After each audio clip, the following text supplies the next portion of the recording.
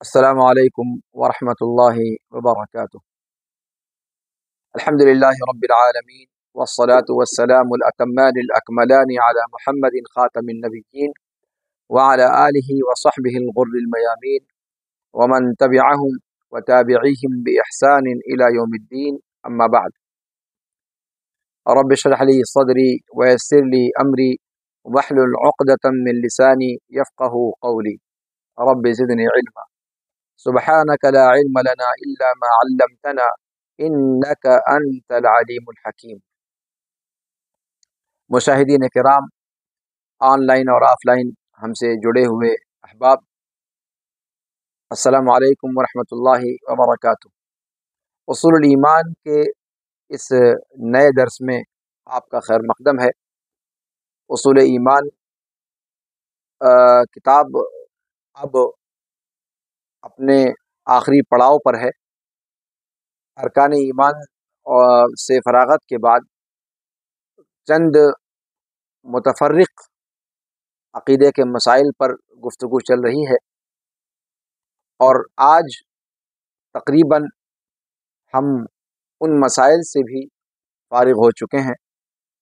ایک مسئلہ باقی رہ گیا ہے، اور اس کو آج ذکر کر کے انشاءاللہ العزیز ہم اس کتاب کے اختتام تک پہنچ جائیں گے، اور ہماری کوشش ہوگی کہ آج کے درس میں ہم اس کتاب کے اس آخری چیپٹر کو اپنے اختتام تک پہنچا دیں۔ یہ موضوع جو آج آپ کے سامنے پیش کیا جانا ہے، یہ اس کتاب کا آخری حصہ ہے، اور اس کتاب کے آخری حصے کے عنوان کے لیے مصنفین نے جس چیز کو منتخب کیا ہے وہ پوری دنیا کے مسلمانوں کے لیے ایک آفاقی، عالمی اور زمان و مکان کی حدود سے بالا تر ہر زمانے کے مسلمانوں کے لیے ایک عالمگیر پیغام ہے، اور وہ پیغام ہے کتاب و سنت کو مضبوطی سے تھامنا اور آپس میں متحد ہو کر رہنا، اور اختلاف و انتشار سے بچنا، اس لیے کہ اتحاد قوت ہے اور اختلاف کمزوری ہے اور بکھراؤ ہے، اور کلمہ گو لوگوں کے لیے ضروری ہے کہ وہ آپس میں ایک دوسرے کے ساتھ متحد ہو کر کے رہیں، ایک دوسرے کا دست و بازو بنے، ایک دوسرے کے دکھ سکھ میں شریک ہوں، اور سارے مسلمان، جیسا کہ اللہ کے رسول صلی اللہ علیہ وسلم نے فرمایا ہے، ایک عضو کی طرح سے رہیں۔ پورے مسلمان جیسے ایک جسم ہیں، اور کسی بھی عضو کو تکلیف پہنچے تو پورے کا پورا جسم اذیت میں مبتلا ہوتا ہے۔ تو یہ آخری درس ہے، وجوب الاعتصام بالکتاب والسنہ، اس پر انشاءاللہ ہماری گفتگو رہے گی، اور یہ ہماری گفتگو کتاب و سنت کو مضبوطی سے تھامنا، اس موضوع پر ہماری گفتگو 3 محور کو سمیٹے ہوئے ہوگی۔ سب سے پہلا محور ہوگا کہ کتاب و سنت کو مضبوطی سے تھامنا، یا الاعتصام بالکتاب والسنہ، اس کا معنی کیا ہے، اور اس کے واجب ہونے کی دلیلیں کیا ہیں۔ دوسرا محور ہوگا بدعتوں سے اجتناب اور بدعتوں سے بچنے کے تعلق سے، اور بدعتوں کی خطرناکی کو بیان کرنے کے تعلق سے۔ اور تیسرا اور آخری محور ہوگا کہ آپس میں فرقہ بندی، اختلاف اور انتشار کی مذمت، اور اتحاد و اتفاق کا سبق جو قرآن و حدیث نے ہمیں دیا ہے، اس پر جو ہے کچھ دلیلیں آپ کے سامنے پیش کی جائیں گی۔ تو ان 3 محوروں میں ہماری گفتگو سمٹی ہوئی ہوگی۔ آئیے سب سے پہلے الاعتصام بالکتاب والسنہ کا معنی کیا ہوتا ہے، اور اس کے واجب ہونے کی دلیلیں کیا ہیں، اس پر گفتگو کرتے ہیں۔ اللہ رب العالمین نے امت مسلمہ کو اکٹھا رہنے کا حکم دیا ہے، اپنے کلمے کو ایک رکھنے کا حکم دیا ہے، اپنی صف کو منتشر ہونے سے بچانے کا حکم دیا ہے، اور یہ اجتماع اس کی بنیاد کتاب و سنت کو مضبوطی سے تھامنا ہے۔ اس اتحاد کی بنیاد اعتصام بالکتاب و سنہ ہے، یعنی کتاب و سنت کو مضبوطی سے تھامنا۔ کوئی اتحاد، کوئی اتفاق، کوئی اجتماع جس کی بنیاد اعتصام بالکتاب و سنہ نہ ہو، وہ اتحاد پائیدار نہیں ہو سکتا، اور وہ اتحاد مطلوب بھی نہیں ہے، اور اس کا کوئی فائدہ بھی نہیں ہے اخروی اعتبار سے مسلمانوں کے لیے۔ تو اتحاد و اتفاق کی بنیاد اگر کوئی ہے، اگر کسی ایک بنیاد پر کوئی متفق ہو سکتے ہیں مسلمان، تو وہ ہے الاعتصام بالکتاب و سنہ۔ اس کے علاوہ کوئی بنیاد مسلمانوں کو متحد کرنے کی ٹھوس بنیاد نہیں بن سکتی۔ اور شریعت نے انتشار اور فرقہ بندی سے روکا ہے، اور دنیا اور آخرت دونوں جگہوں پر انتشار اور اختلاف کی خطرناکی کو بیان کیا ہے، اور اختلاف سے بچ کر اتحاد کی راہ کو اختیار کرنے کے لیے کتاب اور سنت کو حکم بنانا، اس کو فیصل بنانا، اور اس کے سامنے اپنا سر جھکا دینا، اس کو تسلیم کر لینا، یہی اس کا طریقہ ہے۔ خواہ دین کی اساسیات سے متعلق ہو معاملہ، یا دین کے فروع سے متعلق ہو، ان تمام اساسیات میں بھی اور فروع میں بھی ہر جگہ ہمیں تفرق سے، اختلاف سے، فرقہ بندی سے روکا گیا ہے۔ تو سب سے صحیح راستہ نجات کا ایک مسلمان کے لیے کیا ہے کہ اللہ کی کتاب کو اور اللہ کے رسول صلی اللہ علیہ وعلی آلہ وصحبہ وسلم کی سنت کو مضبوطی سے تھام لے۔ یہی دونوں چیزیں ہیں جو ایک مضبوط قلعہ ہے اور ایک مضبوط روک ہے اس شخص کے لیے جسے اللہ رب العالمین نے توفیق عطا فرمائی۔ رب العالمین فرماتا ہے کہ وَاعْتَصِمُوا بِحَبْلِ اللَّهِ جَمِيعًا وَلَا تَفَرَّقُوا وَاذْكُرُوا نِعْمَةَ اللَّهِ عَلَيْكُمْ إِذْ كُنْتُمْ أَعْدَاءً فَأَلَّفَ بَيْنَ قُلُوبِكُمْ فَأَصْبَحْتُمْ بِنِعْمَتِهِ إِخْوَانًا وَكُنْتُمْ عَلَى شَفَا حُفْرَةٍ مِّنَ النَّارِ فَأَنْقَذَكُمْ مِنْهَا كَذَلِكَ يُبَيِّنُ اللَّهُ لَكُمْ آيَاتِهِ لَعَلَّكُمْ تَهْتَدُونَ۔ سورہ آل عمران آیت نمبر 103۔ اللہ کی رسی کو مضبوطی سے تھام لو اور آپس میں اختلاف نہ کرو، اور اللہ کی نعمت کو یاد کرو اپنے اوپر تب جب تم آپس میں ایک دوسرے کے خون کے پیاسے تھے، تو اللہ نے تمہارے دلوں کے درمیان الفت ڈال دی، اور تم صرف اس کی نعمت سے بھائی بھائی ہو گئے، اور تم دہکتی ہوئی آگ کے کنارے پر پہنچ چکے تھے، تو تمہارے رب نے اس آگ سے تمہیں بچایا۔ اللہ رب العالمین ایسے ہی تمہارے لیے اپنی نشانیوں کو کھول کھول کر بیان کرتا ہے، شاید کہ تم ہدایت یاب ہو جاؤ۔ اس آیت کریمہ میں اللہ رب العالمین نے مسلمانوں کو اللہ کی رسی کو مضبوطی سے تھامنے کا حکم دیا ہے، اور اختلاف نہ کرنے کا حکم دیا ہے۔ اس آیت کریمہ کے انداز بیان سے بآسانی ایک معمولی شخص بھی سمجھ سکتا ہے کہ ولا تفرقو سے پہلے جو حکم دیا گیا، پہلے حکم دیا گیا پھر روکا گیا۔ حکم دیا گیا کہ اللہ کی رسی کو مضبوطی سے تھام لو، کیوں؟ اس لیے کہ یہی اتحاد و اتفاق کی بنیاد اور ٹھوس اساس ہے۔ پھر کہا گیا ولا تفرقو، فرقہ بندی میں مبتلا نہ ہو جاؤ۔ اس کا واضح مطلب یہ ہوا کہ اگر اعتصام بحبل اللہ نہیں پایا جائے گا تو پھر اختلاف اور افتراق مقدر ہے۔ اگر افتراق اور اختلاف سے بچنا چاہتا ہے کوئی شخص تو اعتصام بحبل اللہ اس کا اکلوتا راستہ ہے۔ کوئی اور بنیاد اگر ہم اور آپ ڈھونڈتے ہیں تو قیامت تک اتحاد ممکن ہی نہیں ہے۔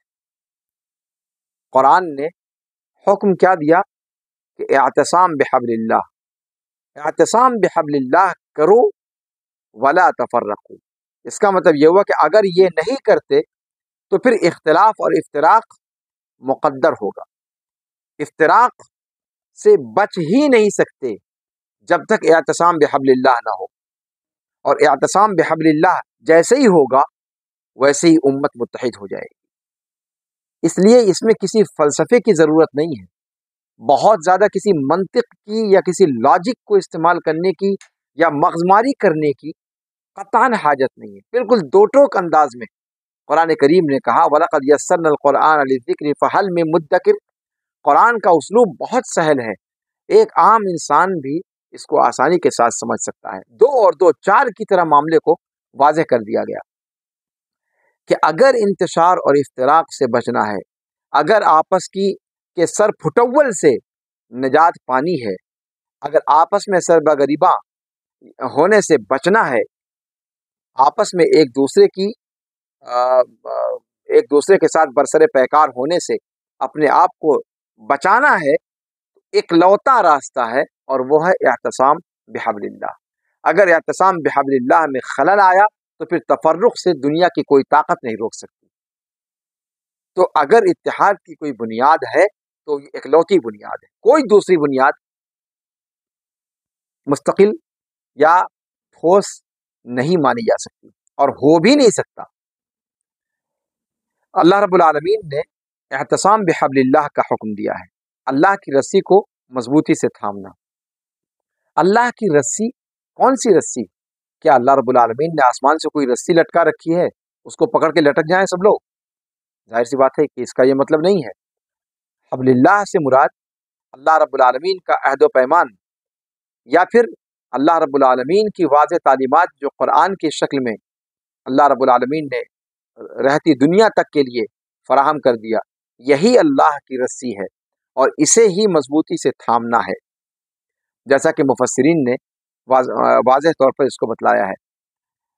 اس لیے کہ اللہ رب العالمین نے جو عہد و پیمان لیا ہے مسلمانوں سے وہ ہے قرآن اور سنت کو مضبوطی سے تھامنا۔ اللہ رب العالمین نے اکٹھا رہنے کا حکم دیا ہے اور فرقہ بندی سے، اختلاف سے روکا ہے۔ فرمایا اللہ تعالیٰ نے کہ وَمَا آتَاكُمُ الرَّسُولُ فَخُذُوهُ وَمَا نَهَاكُمْ عَنْهُ فَانْتَهُوا۔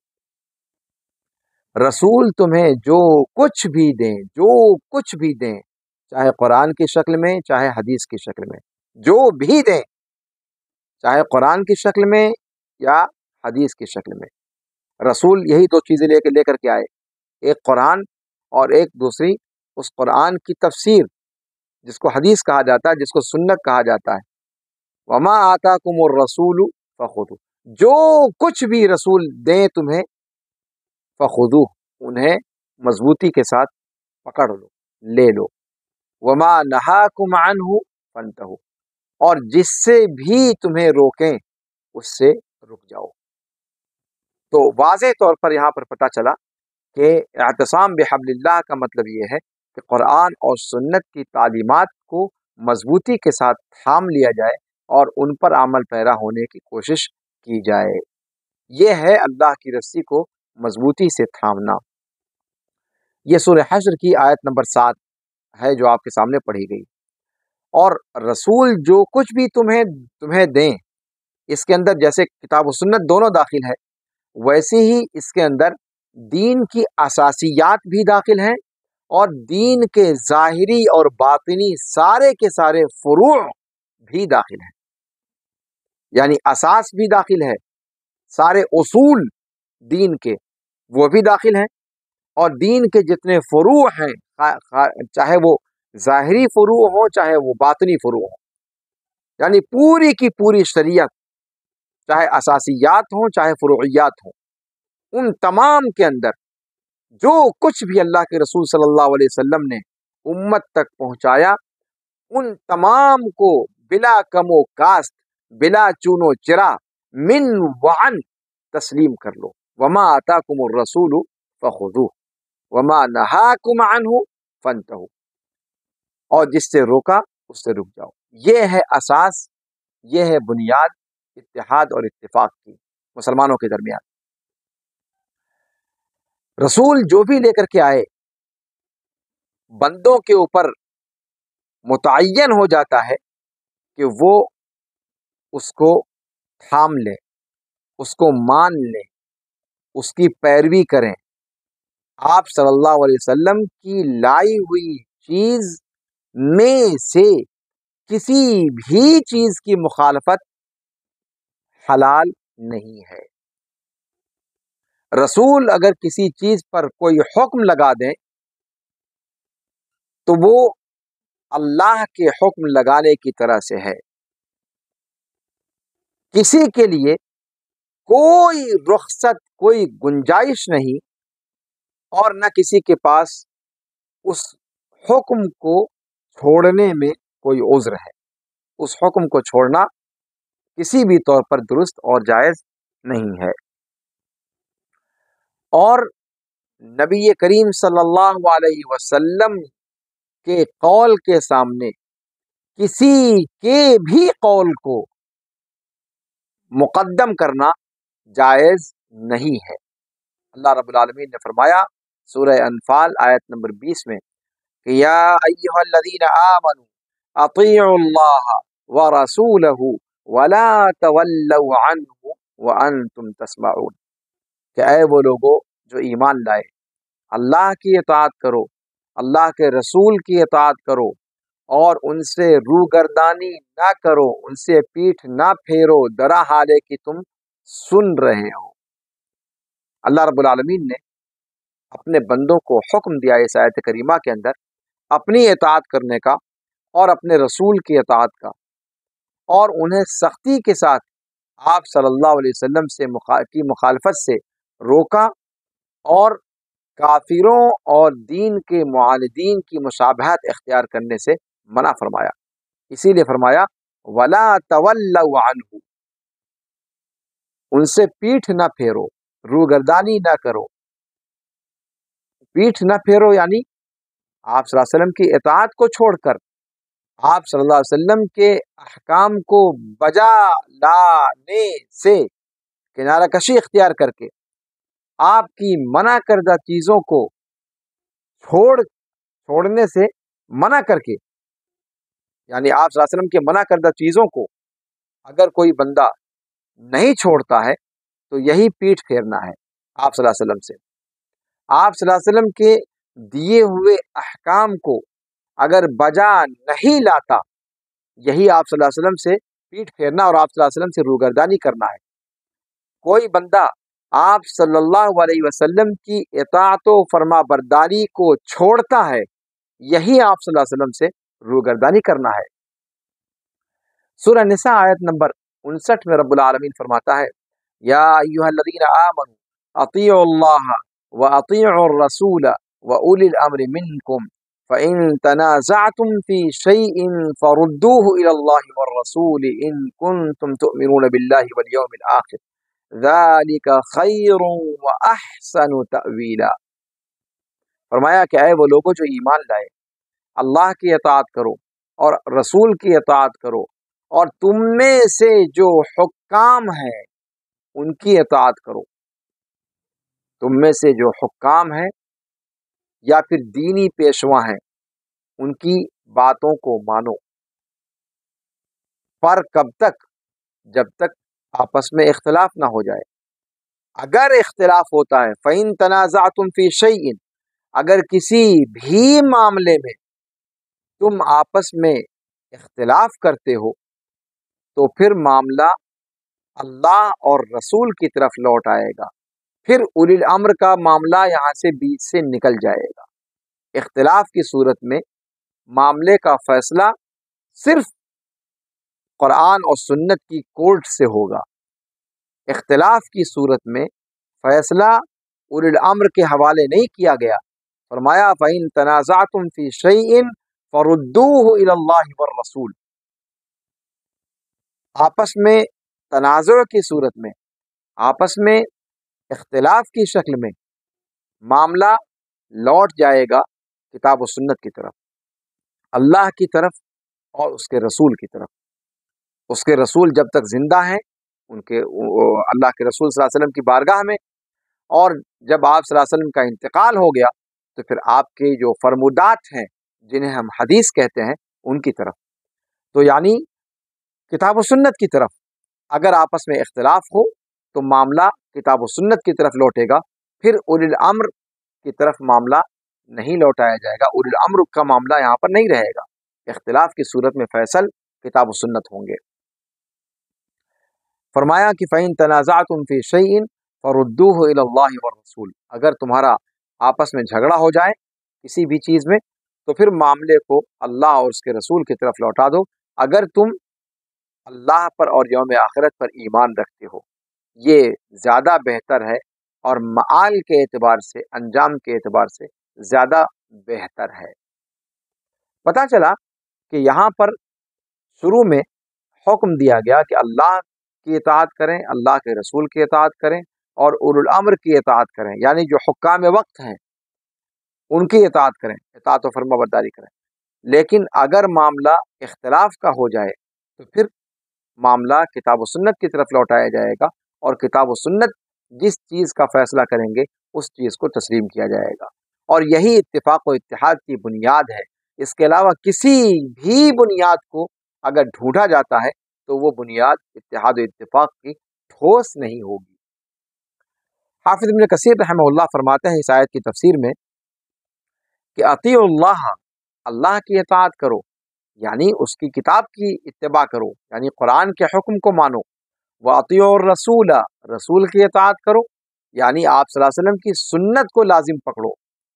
व उलिल अम्र मिनकुम, और अपने में से जो उलिल अम्र हैं यानी हुक्काम हैं, और हुक्काम वो जब उन चीज़ों का हुक्म दें जो अल्लाह रब्बुल आलमीन की इताअत पर मुश्तमिल हो। अगर वो अल्लाह की मासियत का हुक्म देते हैं तो फिर किसी मखलूक की इताअत अल्लाह की मासियत में नहीं की जाएगी। तो इनकी इताअत मशरूत है कि इनके अहकाम जब तक अल्लाह रब्बुल आलमीन की इताअत, अल्लाह रब्बुल आलमीन की इताअत और फरमाबरदारी में हो।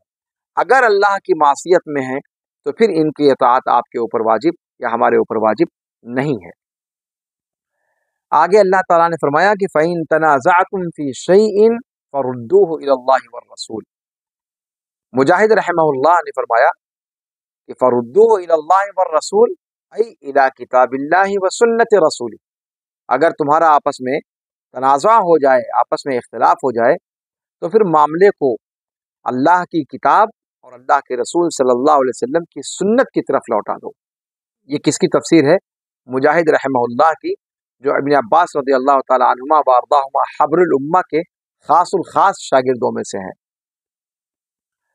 तो इस आयत करीमा में जैसा कि पता चला कि अल्लाह का हुक्म है कि हर वो मामला जिसमें लोगों के दरमियान लड़ाई झगड़ा, इख्तिलाफ, इंतशार, इफ्तराक हो जाए, दीन के उसूली मामलात हों या दीन के फुरूई मामलात हों, दीन का कोई भी मामला हो, खाह वो उसूल से मुताल्लिक हो, खाह वो फुरू से मुताल्लिक हो, खाह वो अकायद से मुताल्लिक हो, खाह वो इबादात से मुताल्लिक हो, खाह वो मुआमलात से मुताल्लिक हो, किसी भी मामले से मुताल्लिक मामला हो, इख्तिलाफ हो जाए तो फिर उसका उसका फैसला अल्लाह की किताब और अल्लाह के रसूल सल्लल्लाहु अलैहि वसल्लम की सुन्नत की तरफ लौटा दिया जाएगा।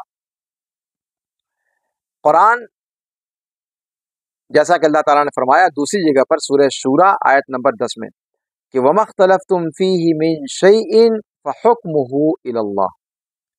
जिस भी चीज में तुम्हारा इख्तिलाफ हो जाए तो उसका फैसला अल्लाह की तरफ है।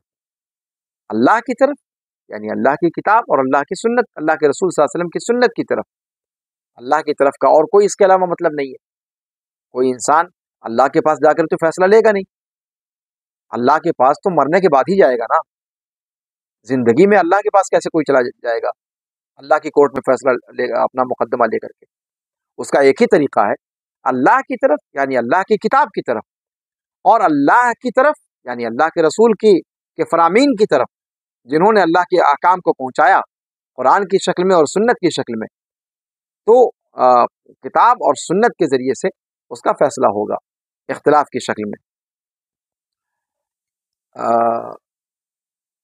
جس بھی چیز کا فیصلہ سنا دیں قرآن اور سنت، اور جس چیز کو بھی صحیح ٹھہرا دیں وہی حق ہے، اس لیے کہ حق کے بعد سوائے گمراہی کے اور کچھ نہیں بچتا۔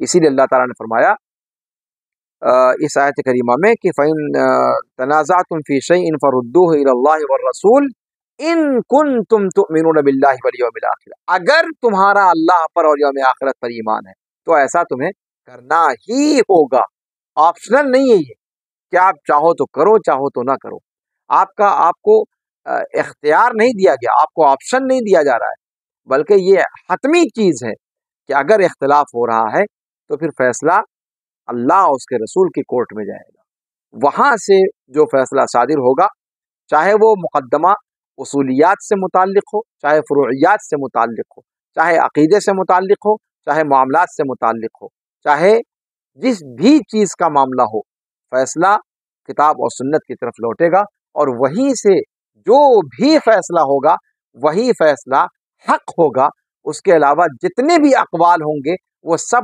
مردود ہوں گے، اس لیے کہ حق کے بعد سوائے گمراہی کے کچھ نہیں بچتا۔ تو ان کنتم تؤمنون باللہ والیوم الآخر، اللہ تعالیٰ نے فرمایا کہ اگر تم اللہ پر اور یوم آخرت پر ایمان رکھتے ہو تو اپنے جھگڑا جن چیزوں میں ہو جائے ان کا فیصلہ، ان کا معاملہ اللہ اس کے رسول کی طرف لوٹا دو، یعنی اپنے جھگڑوں میں فیصلہ اور اس قضیے کو کتاب و سنت کی طرف لوٹاؤ۔ جو ان کی طرف نہیں لوٹاتا، جو بندہ اختلافی معاملات میں، نزاعی معاملات میں فیصلے کے لیے کتاب اللہ اور سنت رسول اللہ کی طرف جو نہیں لوٹتا ہے تو در حقیقت وہ اللہ اور یوم آخرت پر ایمان نہیں رکھتا۔ واضح ہے ان کنتم تؤمنون باللہ والیوم الآخر، قرآنی آیات کو اگر صحیح سیاق میں سمجھا جائے تو ہمارے آپس کے اختلافات ویسے ہی ختم ہو جائیں۔ اور پھر آگے اللہ تعالیٰ نے فرمایا ذالک خیر واحسن تأویلا، ذالک خیر، یعنی ذالک کا اشارہ کس کی طرف ہے؟ یعنی اللہ کی کتاب اور اس کے رسول کی سنت کو حکم بنانا یہ بہتر ہے، ان کی طرف رجوع کرنا اپنے معاملات کے فیصلے کے لیے یہ زیادہ بہتر ہے۔ وَأَحْسَنُ تَأْوِيلًا، یعنی بہتر ہے انجام کے اعتبار سے، معال کے اعتبار سے، جیسا کہ امام سدی نے تفسیر میں اس کی تفسیر میں کہا ہے، اور مجاہد رحمہ اللہ نے کہا کہ وَأَحْسَنُ جَزَاءً، اور وہ بہترین ہے بدلے کے اعتبار سے، اور وہ بھی تقریباً اسی معنی میں ہے۔ قرآن کریم کے اندر ڈھیر ساری آیات ہیں جو کتاب و سنت کو مضبوطی سے تھام لینے کو واجب قرار دینے والے مفہوم کو بیان کرتی ہیں، اور کتاب و سنت کی طرف رجوع کرنے کو لازم ٹھہراتی ہیں سارے معاملات میں۔ اب آئیے احادیث شریفہ سے ذرا سا دیکھا جائے۔ احادیث شریفہ کی طرف جب ہم رجوع کرتے ہیں تو وہاں بھی کتاب و سنت کو مضبوطی سے تھامنے کا ہمیں واضح حکم ملتا ہے، جیسا کہ امام مسلم رحمہ اللہ نے اپنی صحیح میں ابو ہریرہ رضی اللہ عنہ وارضاہ سے روایت بیان کی ہے، امام مسلم نے، کہ رسول اللہ صلی اللہ علیہ وسلم نے فرمایا کہ اللہ رب العالمین تم سے 3 چیزوں سے راضی ہوتا ہے اور 3 چیزوں سے ناراض ہوتا ہے۔ تم سے خوش ہوتا ہے اس بات سے کہ تم اسی کی عبادت کرو، اس کے ساتھ عبادت میں کسی کو ساجھی اور شریک نہ ٹھہراؤ، اور اس بات سے کہ تم اللہ کی رسی کو مل کر مضبوطی سے تھام لو، آپس میں اختلاف و انتشار میں نہ پڑو۔ اور تیسری چیز، اور اس بات سے خوش ہوتا ہے کہ تم اپنے اپنے حکمرانوں کی خیر خواہی میں لگے رہو، اپنے اپنے حکمرانوں کی، ان لوگوں کی خیر خواہی میں لگے رہو جن کو اللہ رب العالمین نے تمہاری باغ ڈور سونپی ہے۔ اور تم سے 3 چیزوں سے ناراض ہوتا ہے۔ سب سے پہلی چیز قیل و قال، بہت زیادہ قیل و قال کرنا، چوں و چرا کرنا، اور بہت زیادہ اڑنگا لگانا، ادھر ادھر کی باتوں کا، اعتراضات کا پٹارا کھولنا، یہ سب سے بڑی پہلی چیز ہے جس سے اللہ رب العالمین ناراض ہوتا ہے۔ دوسری چیز کثرت السوال، بہت زیادہ سوال کرنا، بہت زیادہ سوال کرنا، اس سے بھی اللہ رب العالمین ناراض ہوتا ہے۔ وَإِضَاعَةُ الْمَال، اور اپنے مال کو اللے دللے اڑانا، یہ تیسری چیز ہے جس سے اللہ رب العالمین ناراض ہوتا ہے۔ امام مسلم نے اپنی صحیح کے اندر اس روایت کو نقل کیا ہے، 1715 نمبر کی حدیث ہے یہ۔ اسی طریقے سے جابر بن عبداللہ الانصاری رضی اللہ عنہ وارضاہ سے روایت ہے کہ اللہ کے رسول صلی اللہ علیہ وسلم نے فرمایا کہ میں تم میں اس چیز کو چھوڑے جا رہا ہوں کہ جب تک تم اسے مضبوطی سے تھامے رہو گے ہرگز ہرگز گمراہ نہیں ہوگے میرے بعد۔ اور وہ کیا ہے؟ اللہ کی کتاب اور میری سنت۔ اللہ کے رسول صلی اللہ علیہ وسلم نے فرمایا کہ وہ چیز جس کو تھامے رہنے سے ہرگز ہرگز تم گمراہ نہیں ہوگے، وہ کیا ہے؟ اللہ کی کتاب اور میری سنت۔ یہ روایت امام مالک نے اپنی موطا کے اندر نقل فرمائی ہے، دوسری جلد 899 نمبر صفحہ پر یہ روایت ان کے ہاں موجود ہے۔ اسی طریقے سے عرباد بن ساریہ رضی اللہ عنہ وارضاہ کی روایت میں ہے کہ آپ صلی اللہ علیہ وسلم نے فرمایا علیکم بسنتی وسنت الخلفاء الراشدین المہدیین من بعدی تمسکوا بها وعضوا علیہا بالنواجذ، عضوا علیہا بالنواجذ، فرمایا کہ تم پر لازم ہے، دیکھیے صیغہ کیسا اللہ کے رسول صلی اللہ علیہ وسلم نے استعمال فرمایا، علیکم، تمہارے اوپر لازم ہے کہ میری سنت کو اختیار کرو، لازم پکڑو، اور میرے ان خلفائے راشدین کی سنت کو لازم پکڑو جو ہدایت یافتہ ہیں اور رشد پر ہیں میرے بعد۔ تمسکوا بہا، ان کو مضبوطی کے ساتھ پکڑ لو، مضبوطی کے ساتھ تھام لو، سنتی و سنت الخلفاء الراشدین، یعنی میری سنت کو اور میرے خلفاء راشدین، اور خلفاء راشدین سے مراد ابو بکر، عمر، عثمان اور علی رضی اللہ عنہم وارضاہم اجمعین، خلفاء راشدین کا میری سنت کو مضبوطی سے تھام لو، اور میرے خلفاء راشدین جو ہدایت یافتہ ہیں میرے بعد، ان کی سنت کو مضبوطی سے تھام لو، وعضوا علیہا بالنواجذ، اور اپنے دانتوں سے مضبوطی کے ساتھ پکڑ لو کہ کوئی کتنی بھی طاقت لگا کر کے چھڑانا چاہے تو نہ چھڑا سکے۔ اور یہ عرباز کی روایت سنن نبی داؤد کے اندر موجود ہے، 5ویں جلد صفحہ نمبر 13، اور امام ترمذی نے اپنی سنن کے اندر اس کو نقل کیا ہے، 7ویں جلد صفحہ نمبر 438 پر۔ اسی طریقے سے اللہ کے رسول صلی اللہ علیہ وسلم نے اپنی سنت کو مضبوطی سے تھامنے والے جو لوگ ہیں اپنی امت میں سے، ان کو عظیم خوشخبری سنائی ہے، اور بہت بلند اور بڑی بشارت ان کو عطا فرمائی ہے، اور وہ اس عظیم مقصد کو بیان فرمایا ہے آپ نے کہ جس کا اس عظیم مقصد کی بشارت آپ نے دی ہے کہ جس کو ہر مومن جس کی جستجو میں رہتا ہے اور جسے پانا چاہتا ہے، ان تمام مومنوں میں سے جن کے دل میں رتی ماشا برابر بھی ایمان ہے، اور وہ کیا ہے؟ الفوز بالجنہ، جنت کی کامیابی، جنت کی بشارت۔ یہ بشارت ابو ہریرہ رضی اللہ تعالیٰ عنہ وارضہ کی حدیث میں آئی ہے۔ وہ فرماتے ہیں کہ اللہ کے رسول صلی اللہ علیہ وآلہ آلہ وصحبہ وسلم نے فرمایا کہ کل امتی یدخلون الجنت الا من ابا، میری پوری کی پوری امت جنت میں داخل ہوگی، بشارت، ساری کی ساری امت جنت میں داخل ہوگی، الا من ابا، سوائے اس بدبخت کے جس نے انکار کیا۔ قالوا ومن یابا یا رسول اللہ، صحابہ کرام رضوان اللہ علیہ مجمعین کو یقین نہیں آیا کہ کوئی انکار بھی کر سکتا ہے۔ فرمایا انکار کون کرے گا؟ کس بدبخت کا مقدر ستیہ ناش ہوا ہے کہ وہ انکار کرے گا؟ ومن یابا یا رسول اللہ، کون انکار کرے گا اے اللہ کے رسول صلی اللہ علیہ وسلم؟ آپ صلی اللہ علیہ وسلم نے جواب دیا من اطاعنی دخل الجنہ ومن عصانی فقد ابا، جس نے میری اطاعت کی وہ جنت میں داخل ہوگا، اور جس نے میری نافرمانی کی وہی وہ بدبخت ہے جس نے انکار کیا۔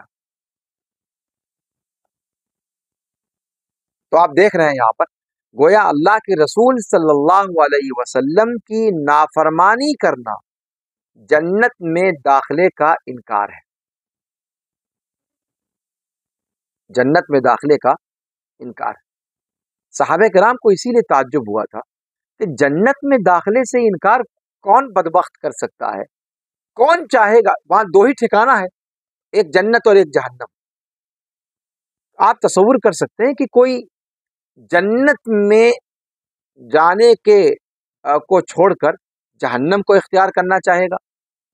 ادبی اور شعراء کے جو مجازی پیرائے ہوتے ہیں، چچا غالب جیسے کھسکے ہوئے بھٹکے ہوئے کمبخت ماروں کا معاملہ، ان کی بات چھوڑ دیں آپ کہ شاعری کی دنیا میں انسان والشعراء یتبعهم الغاوون الم تر انہم فی کل واد یہیمون، تو ان بدبختوں کی بات اگر چھوڑ دی جائے جو مدہوش ہوتے ہیں، ہوش میں بھی نہیں ہوتے، کوئی بھی جس کے اندر رتی ماشا برابر بھی کھوپڑی نام کی، عقل نام کی، مغز نام کی کوئی چیز اس کے دماغ میں اس کے پاس ہوگی کھوپڑی میں، وہ جنت میں جانے کا انکار کرے گا؟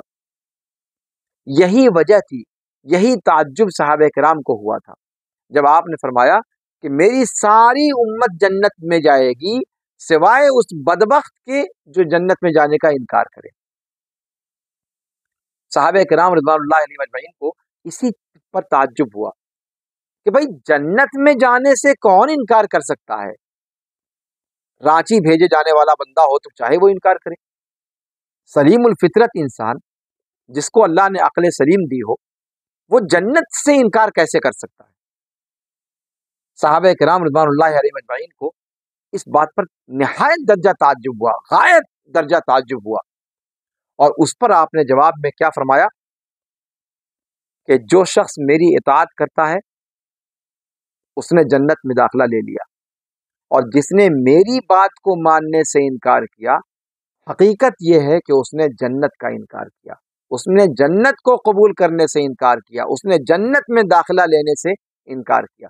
اس کا مطلب یہ ہوا کہ جنت میں اگر داخلہ چاہیے، اور یہ اتنی عظیم بشارت ہے اور یہ اتنا عظیم مقصد زندگی ہے، اتنا عظیم ہدف ہے کہ ہر اہل ایمان، ہر کلمہ گو بندہ اپنے ذہن و دماغ میں اس مقصد کی حصولیابی کے لیے اپنے تن من دھن کی بازی لگا سکتا ہے۔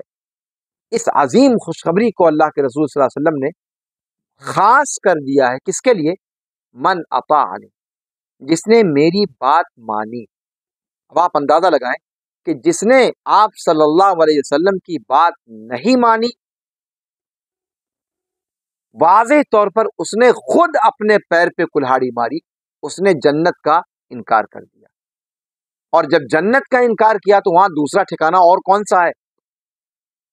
فیصلہ خود آپ کر لیجیے۔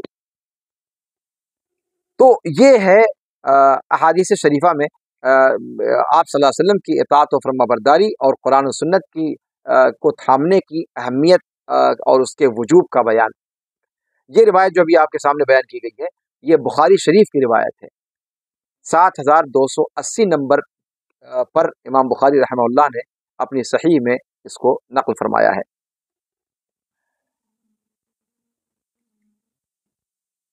اسی طریقے سے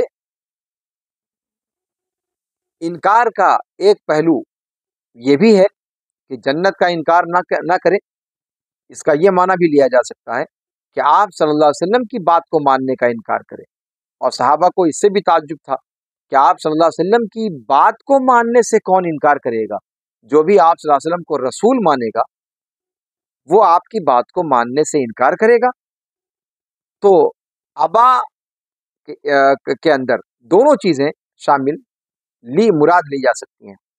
تو اس کا مطلب یہ ہوگا کہ جس شخص نے اللہ کے رسول صلی اللہ علیہ وسلم کی اطاعت نہیں کی، آپ صلی اللہ علیہ وسلم کی نافرمانی کی، اس نے آپ صلی اللہ علیہ وسلم کا انکار کیا۔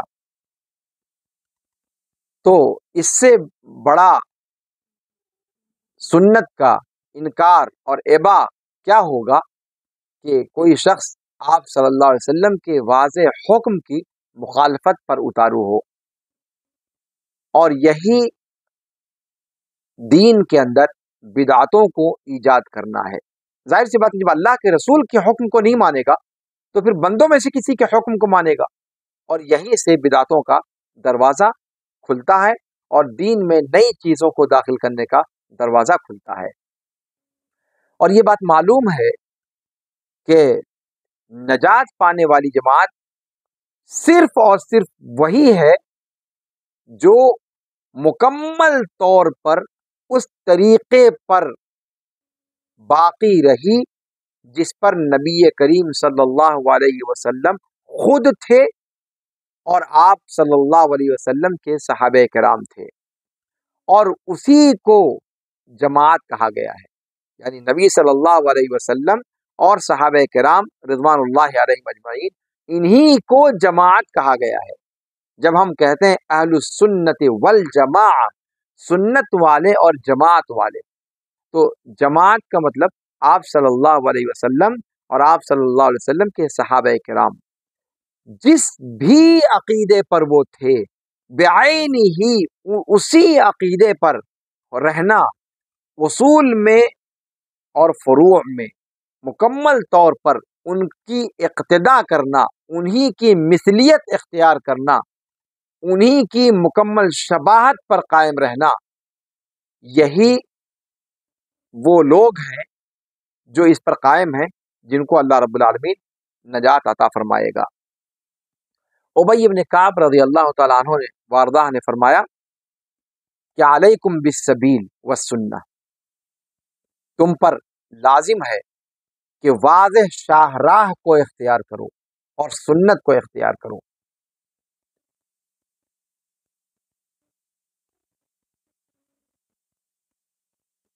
اس لیے کہ کوئی بندہ ایسا نہیں ہے جو شاہراہ پر قائم ہو، سنت کی ڈگر پر قائم ہو، اللہ کو ذکر کرے، اس کی آنکھ بھر آئے اللہ کے ڈر سے، مگر اس کو جہنم کی آگ نہیں چھوئے گی۔ کوئی ایسا بندہ نہیں ہے جو شاہراہ پر قائم ہو اور سنت پر قائم ہو، اللہ کا ذکر کرتا ہے اس حال میں، اس خشیت کے ساتھ کہ اس کی آنکھیں بھر آتی ہیں، فتمسہ النار، ایسا ہو نہیں سکتا کہ ایسے شخص کو جہنم کی آگ چھو لے، ہرگز ہرگز بھی۔ اور راہ راست پر، روشن شاہراہ پر درمیان روی کے ساتھ قائم رہنا، سنت پر درمیان روی کے ساتھ قائم رہنا، یہ زیادہ بہتر ہے راستے پر اختلاف اور سنت میں اختلاف کر کے اجتہاد کے راستے کو اختیار کرنے سے۔ اب آئیے، جب اعتصام بالکتاب و سنہ کے وجوب کی دلیلیں اور اس کا مضمون قرآن و حدیث کی روشنی میں ہم نے سمجھ لیا، تو اب اگلے مرحلے میں ہم بدعتوں سے آپ صلی اللہ علیہ وسلم نے کیسے ڈرایا ہے اپنی امت کو، بدعتیں ہوتی کیا ہیں، اور آپ صلی اللہ علیہ وسلم نے اپنی امت کو کس درجہ اہتمام کے ساتھ ان سے ڈرایا ہے، اس کے بارے میں تھوڑی سی تفصیل دیتے ہیں۔ بدعت کہتے کس کو ہیں؟ بدعت یہ عربی زبان کا لفظ ہے۔ بدعت کہا جاتا ہے الاختراع علی غیر مثال سابق، کسی چیز کو ایجاد کرنا کسی سابقہ مثال کے بغیر، جس کی پہلے سے کوئی شبیہ، کوئی مثال موجود نہ ہو۔ اور اسی معنی میں اللہ رب العالمین کا قول ہے سورہ بقرہ کے اندر اور کئی جگہوں پر، بدیع السماوات والارض، آسمان اور زمین کو عدم سے وجود میں لانے والا، کسی سابقہ مثال کے بغیر۔ تو دیکھیں آپ یہاں پر بدیع اس آیت کریمہ میں جس معنی میں استعمال ہوا ہے، یہی معنی بدعت کا عربی زبان میں لغت اور ڈکشنری کے اعتبار سے ہوتا ہے۔ شرعی اعتبار سے بدعت کا معنی ہوتا ہے کہ وہ چیز جو کتاب و سنت کے مخالف ہو، یا سلف امت کے اجماع کے مخالف ہو، خواہ اس کا تعلق عقیدے سے ہو یا عبادات سے ہو، اور وہ دین میں نئی ہو، دین کے اندر اس کی کوئی اساس موجود نہ ہو۔ بدعت کی خطرناکی پر اب آئیے تھوڑی سی بات کر لی جائے۔ دین کے اندر نئی چیزوں کو ایجاد کرنا، بدعت کو ایجاد کرنا بہت خطرناک ہے، اور اس کے بہت زیادہ مضر اور منفی اثرات فرد پر بھی ہوتے ہیں اور سوسائٹی پر بھی ہوتے ہیں، بلکہ پورے کے پورے دین پر اس کا اثر پڑتا ہے، خواہ وہ اصول کا معاملہ ہو یا فروع کا معاملہ ہو۔ اس لیے کہ بدعت کہتے ہیں دین کے اندر نئی چیز کو ایجاد کرنا، اور اللہ رب العالمین کے اوپر یا اس کے حوالے سے کسی ایسی بات کو کہنا جو بغیر علم کے ہو اور بغیر کسی اساس کے ہو، شرعی دلیل کے بغیر ہو، جس کا اللہ رب العالمین نے حکم نہیں دیا۔ اور بدعت یہ انسان کے عمل کے رد کر دیے جانے کا سبب ہے، اور امت کے اندر انتشار پیدا کر دینے کا سبب ہے۔ بدعت کرنے والا شخص اپنا گناہ بھی ڈھوئے گا، اور جن لوگوں نے اس کی بدعت کو اختیار کیا ہے ان تمام لوگوں کے گناہوں کو اپنے اوپر لا دے گا۔ اسی طریقے سے بدعت یہ اللہ کے رسول جناب محمد الرسول اللہ صلی اللہ علیہ وسلم کو وہ عظیم اعزاز جو اللہ رب العالمین عطا فرمائے گا حوض کوثر کی شکل میں، بدعت کا رسیا اس حوض کوثر سے سیرابی بھی حاصل نہیں کر سکے گا، وہاں اس سے بھی وہ محروم کر دیا جائے گا۔ یہ بدعت کی خطرناکی ہے۔ سہل بن سعد الانصاری رضی اللہ عنہ وارضاہ سے روایت ہے، اور ابو سعید خدری رضی اللہ عنہ وارضاہ سے روایت ہے کہ رسول اللہ صلی اللہ علیہ وسلم نے فرمایا کہ میں حوض پر آگے پہنچ کر تمہارے لیے انتظام کرنے والا ہوں گا، جو بھی مجھ پر گزرے گا، میرے پاس سے گزرے گا، وہ حوض سے پیے گا، سیراب ہوگا، اور جس نے اس سے پی لیا وہ کبھی پھر دوبارہ پیاسا کبھی بھی نہیں ہوگا۔ میرے پاس کچھ لوگ لائے جائیں گے یا کچھ لوگ آئیں گے جنہیں میں پہچان رہا ہوں گا، اور وہ بھی مجھے پہچان رہے ہوں گے، پھر میرے اور ان کے درمیان حائل کر دیا جائے گا، ان کو مجھ سے دور کر دیا جائے گا۔ میں پکارتا رہ جاؤں گا کہ ارے رے رے رے میری امت کے لوگ ہیں، میری امت کے لوگ ہیں۔ کہا جائے گا کہ آپ کو نہیں پتا آپ کے بعد انہوں نے شریعت میں کیا کیا نئی چیزیں ایجاد کر لی۔ تو پھر میں کہوں گا دوری ہو، دوری ہو ایسے لوگوں کے لیے جنہوں نے میرے بعد میری شریعت کے اندر تغییر پیدا کر دیا، اس کو بدل دیا۔ یہ روایت متفق علیہ ہے، صحیح بخاری کے اندر 6583 اور 6584 نمبر پہ ہے، اور صحیح مسلم میں 2290 نمبر پہ یہ روایت موجود ہے۔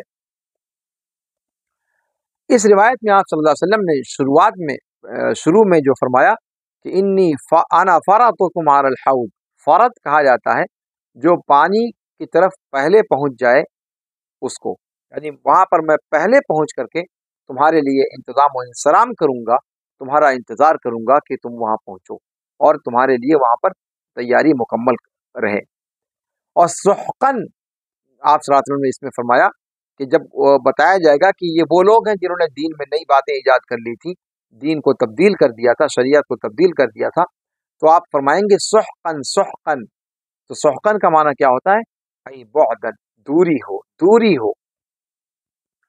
بدعت دین کے منور چہرے کو داغدار کر دیتی ہے، یا یوں کہہ لیں کہ دین کے روشن چودھویں کے چاند جیسے روشن چہرے کو گہن لگا دیتی ہے، اس کے جو واضح نشانات ہیں ان نشانات کو مٹا دیتی ہے۔ خلاصہ یہ ہے کہ بدعت نہایت خطرناک چیز ہے، مسلمانوں کے دین اور دنیا دونوں کے معاملے میں اس کا بڑا گہرا اثر پڑتا ہے۔ بدعت کے اسباب کیا ہوتے ہیں؟ کوئی بدعت ایجاد کرتا ہی کیوں ہے؟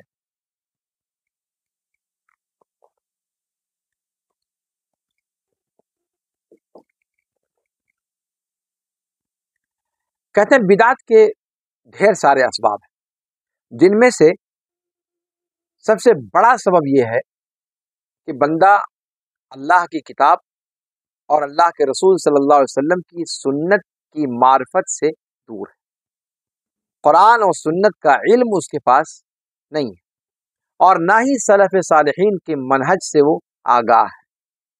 اس کا مطلب یہ ہوا کہ بدعت ایجاد کرنے والا جاہل ہوتا ہے۔ شریعت کی اصطلاح میں اگر اسے قرآن کا علم نہیں ہے، اگر حدیث کا علم نہیں ہے، اگر سلف صالحین کے منہج کا علم نہیں ہے، تو ایسا بندہ عالم کہاں ہوا؟ اس کا مطلب یہ ہوا کہ بدعت کا سب سے بڑا سبب کیا ہے؟ قرآن اور سنت کی تعلیمات سے دوری اور سلف صالحین کے منہج سے ناآشنائی۔ یہ وہ معاملہ ہے جو شریعت کے مصادر سے ناواقفیت تک پہنچا دیتا ہے۔ شریعت جہاں سے لی جاتی ہے، شریعت کے جو سر چشمے ہیں، جو منبع ہے، جو سورس ہے، اس سورس سے ہی وہ ناواقف ہوتے ہیں، اور یہی سب سے بڑا سبب بنتا ہے کہ وہ اپنی عقل کے اعتبار سے اچھی چیز سمجھ کر ایجاد کرتے چلے جاتے ہیں بدعتوں کو۔ بدعتوں کے پھیلنے کے اسباب میں سے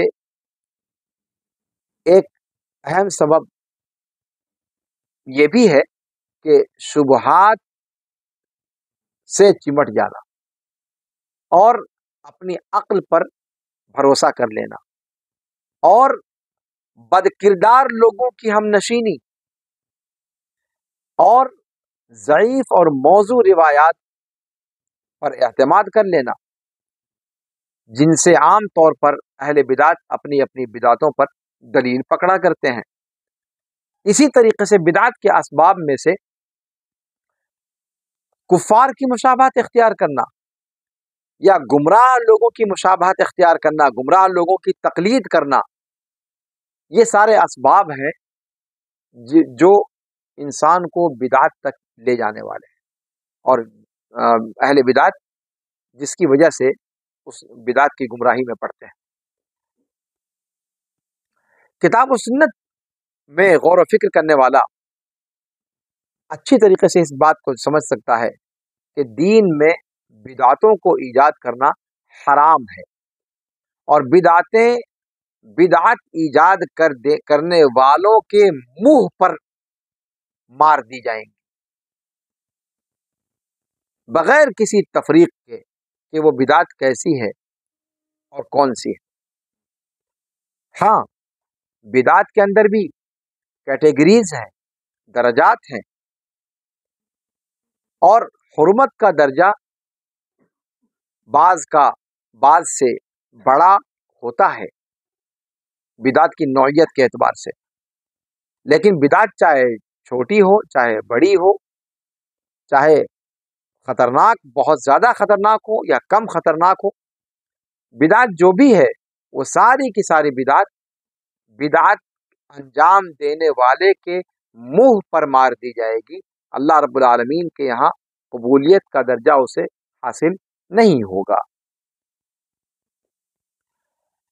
اور یہ چیز معلوم ہے کہ بدعتوں سے ممانعت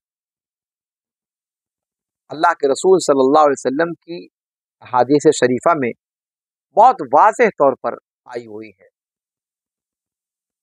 جن میں سے ایک روایت ہے، ایاکم ومحدثات الامور فإن كل محدثة بدعة وكل بدعة ضلالة۔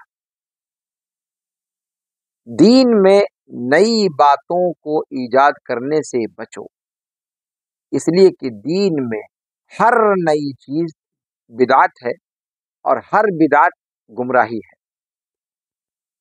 امام احمد نے مسند کے اندر جلد نمبر 1 صفحہ نمبر 435 پر، امام دارمی نے اپنی سنن میں پہلی جلد صفحہ نمبر 78، اور امام حاکم نے اپنی مستدرک میں دوسری جلد صفحہ نمبر 318 پر اسے ذکر کیا ہے، اس روایت کو، اور اس کی اسناد کو صحیح کہا ہے، اور امام ذہبی نے اس پر موافقت کی ہے۔